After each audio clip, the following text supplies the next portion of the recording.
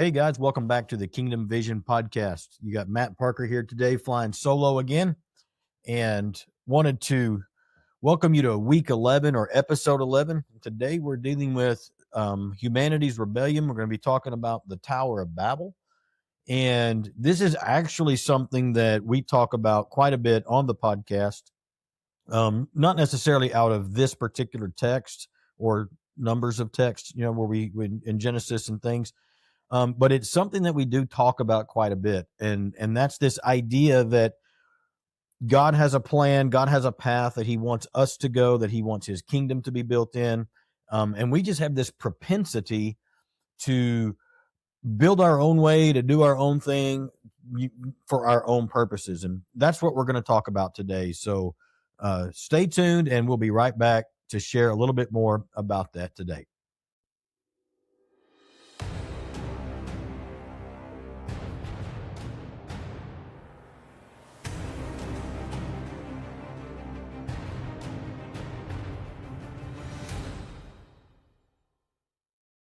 All right, welcome back. Before we jump into the topic today, talking about the Tower of Babel and the humanity's rebellion, I want to talk about just a couple of things right off the top. Number one, this is the month of March, which is our March Madness Bible giveaway month. Every year in the month of March, everything that we kind of take in that's above and beyond our basic requirements and bills and everything like that we have to pay every month, we put that into a Bible giveaway. We've partnered with several different ministries this year. We've given some already to Men Unleashed out in Waxahachie. We've given some to Hunger for Love, which works with the Church Under the Bridge. We've got several more kind of in line. We gave some out to already to the Cross Brand Cowboy Church for their homeless ministry, their little blessing bags that they give. We've raised about $1,100 so far in special gifts that people have sent for this purpose. And so I'd ask you to pray about that. And if the Lord would lead you to give into the March Madness Bible giveaway, literally 100% of what we get over and above our expenses goes into that Bible giveaway. I think last year we were able to give away around 1,500 Bibles, which has been pretty much the norm for the last several years. So invite you into that. Also, as far as the ministry goes, if you would maybe prayerfully consider supporting the ministry. It is a viewer supported ministry, and primarily most of that's done by some of us in-house. But we don't take salaries or anything like that. 100% of any donation you might give will go directly into the ministry and into providing content, online courses, the app, materials, conferences, all of those things. It will help us do that. On that note, we're just about to finish and launch another course. Several years ago, actually talking with some family members of mine who are caring for older adults in the context of being a parent of someone who cares for a child that's disabled constantly. We're about to launch a course. I'm not sure what it's going to be called yet. Right now it's called Assistance in Trials. But it's going to talk about what it looks like and what it means to just to walk in and be faithful in a long-term caring situation where you're the caregiver, or in generally just when life is a constant pressure, it's not getting better. There's just situations in your life that are the way they are. They're hard and they're difficult, but we take a look at a biblical response of how to keep your faith sharp in trials and affliction. So you're going to want to check that out. It should be out by the end of the month, and so keep that on your radar. This week we've been talking in week 11 about the Tower of Babel, about man's rebellion. We talked last week, or we have talked in the past, about the spiritual rebellion that brought us the violence and the chaos and the things before the flood, through these spiritual beings taking of themselves wives of human beings. And this week we deal with man's rebellion, and God gave Noah, as he gave Adam and Eve, the mandate to go out, to go throughout the earth and subdue it, to be fruitful and multiply, scatter, fill the earth. But in human fashion, we thought a better way, instead of going out and taking his name and making great of his name in the world, we thought it would be a great idea to stay together and build ourselves our name, by building this tower. And so we see that in this text where we just are doing the opposite of what God's called us to do. And one of the things I wanted to talk about with my partners today that couldn't be here was where we see this now. And one of the things that you've seen in the devotions this week is, especially in the Western American church. And when I say the Western church, that includes, Europe and first world type countries, but a lot of times specifically, I want to refer to the American church and our mega church model. We kind of have this idea that bigger is always better, and not that bigger is wrong. I mean, we attend a very large church, and that's not it. That's not the issue. The issue is when that becomes your identity, and you lose sight of the kingdom, and you lose sight of missions, and you lose sight of going out into the world and just building up our own structure that's counter to what God would have us do. And we kind of think that once we get to this place of being either big or maybe just influential, that now we've gotten to some place where we can do real ministry. We can really make an impact. And we talked this week about how what that really does is it betrays a gap in our thinking about the actual sovereignty and greatness and power of God, and turns it back in on ourselves, where we start thinking of ourselves as we're the bee's knees. We're the ones that can do all the things. And we spend a lot of time trying to build this stability around ourselves. There's some weird, I say they're weird, they're just staggering statistics right now. And you can go look these up, chat GPT them or whatever, about the average amount of money a church spends on staff and buildings versus missions and outreach. It's actually staggering. It really is. There have been reports that I've read in the past where some 80 to 90% of a lot of churches' budgets are internal for buildings, upkeep, staff, and not so much outreach or even support of ministries in the church, so much as they are the actual structure and infrastructure of the church. And so what does that have to do with the Tower of Babel? Well, it goes along with this teaching that we do a lot about, Bethel and Peniel, the house of God versus the face of God. It's our bend, it seems, as human beings to build our own way of doing things, to use the latest marketing research, or to figure out how to do stuff that we think will be successful in our demographic or our area of the country, or fill in the blank, our denomination, instead of just focusing and spending our resources and our energy on what God would have us do and how he has said that we should build things. And, we talked this week in Psalm 67 about part of that approach is when God blesses us, the point of him blessing us. And in the story this week about Babel, he blessed us with autonomy, with freedom, with a do-over. And the whole point of that do-over, that blessing and that autonomy, was to then take his name out into the world. And we just decided, we don't want to do that. We kind of want to just do our own thing. And so many times when we get blessing as a church, as a person, as a family, we start looking for ways to consume that blessing on ourselves. Hey, I got a raise at work this year. Instead of how can I continue to help others, or maybe help with a ministry, it's, do we need a better car, a bigger boat, a bigger house? We're not all that. I mean, it's not always that overt or that ostentatious either. But I have to stop and wonder how many times we are actually thinking through the process of, okay, God's given me a blessing, either financial or with time or with an ability. Are we focusing those things on the gospel and on the kingdom, or just on self-consumption? Because that was not what he intended. Even in this story, he intended his blessing and his mercy to be taken out.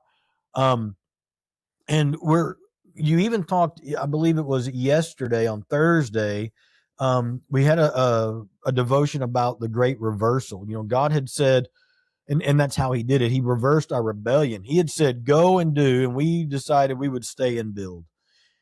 And so he was like, you know what? You're not going to do that. He confused our languages and we scattered. Now, next week in week 12, excuse me, a little yawn coming on.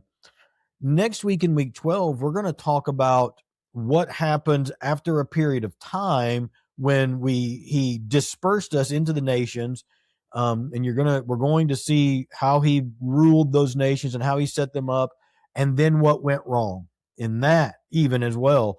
And even fast forwarding, and we're going to get a little glimpse of where in Babel, God saw our rebellion. Instead of going and fulfilling the mandate, we stayed and built something of ourselves, made a name for ourselves. So he scattered our languages.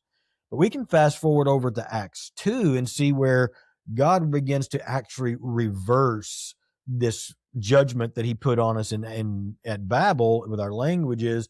And that's where we see when the Spirit came, these these languages, these tongues of fire, as they would be called, where people were speaking and hearing in languages that they had not previously known. So at Babel, we've got this confusion of language that forced us into obedience. And then at Pentecost, we have this unity of language that equips us to obey. And so you see these two stories kind of tie in together.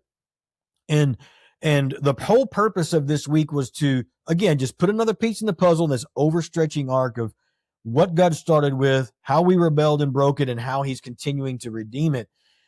And it's easy to look at the confusion of the languages as just God's judgment. And it was that. But just like with the flood, which was also God's judgment, there's also an element of mercy protecting us from ourselves. In one of the writings this week, I said that God saw that there was nothing that we could accomplish. Well, there's two sides to that coin. Yes, we could have accomplished great things together, but we could have also, as we have shown a pattern of doing, brought any number of elements of destruction and wickedness upon ourselves if we were left unchecked. And so he just stopped it. And he says, no, I want you to go out. So I'm going to force you to go out. We even see a hint of this in Jerusalem, that first century church, where he said, you're supposed to be going out, and they didn't. So he allowed persecution to come in Jerusalem and sent that Jerusalem church out, which is when the Gentile church really began to take off. Again, it's a New Testament mirror of the original mandate of Eden.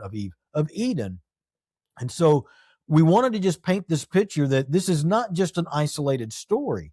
This is human rebellion saying, I know what you said you want us to do, God, but I think I'm going to do it my own way.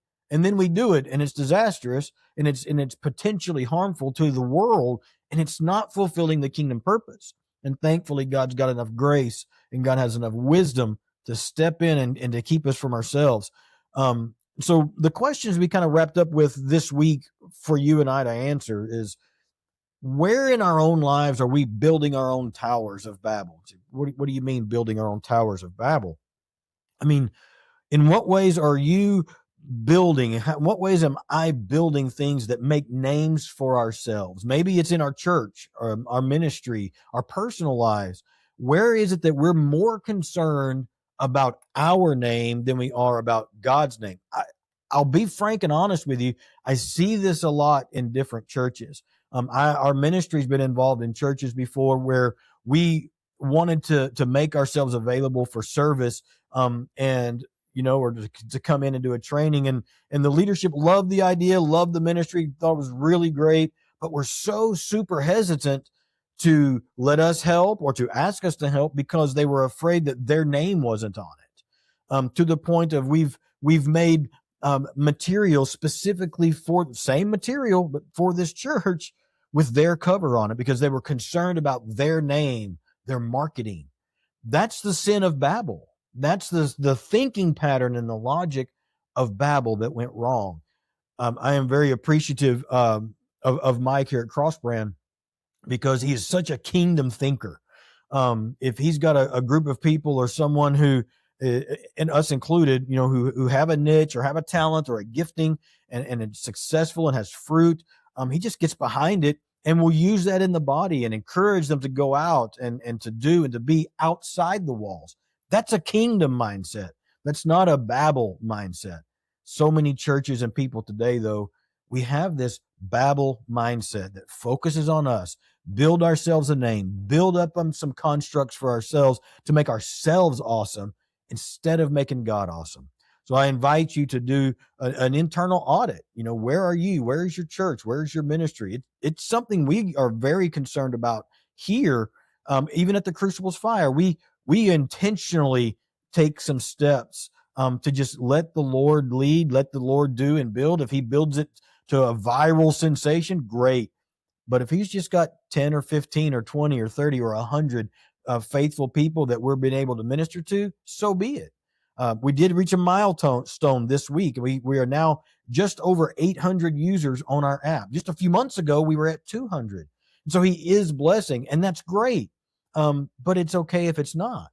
It's not about that. And that's really the message, is it's not about making a name for ourselves. It's about making much of the name of Christ and spreading that. So I hope you got something out of the readings this week. Next week, week 12, we're going to deal with the disinheriting of the nations, which is some more judgment that comes from not humanity's rebellion, but once again, a spiritual rebellion. There have been several major rebellions in the scriptures, and here comes another one. And we're going to see how that impacts even what's happening in the world today. Again, I asked you to pray about supporting the ministry. You can go to thecruciblesfire.org/donate, or you can go to the app into the giving tab there at the bottom right and do it that way. Don't forget about its March Madness for the Bible giveaway all through the month of March. And I would also ask you to go out into the app, look on the Academy, or go to academy.thecruciblesfire.org. And you can see all of our Academy offerings there as well. It's all online and it's all free to help you to learn, teach, repeat. Love you guys. Appreciate you joining us today, and we'll see you next week. Bye-bye.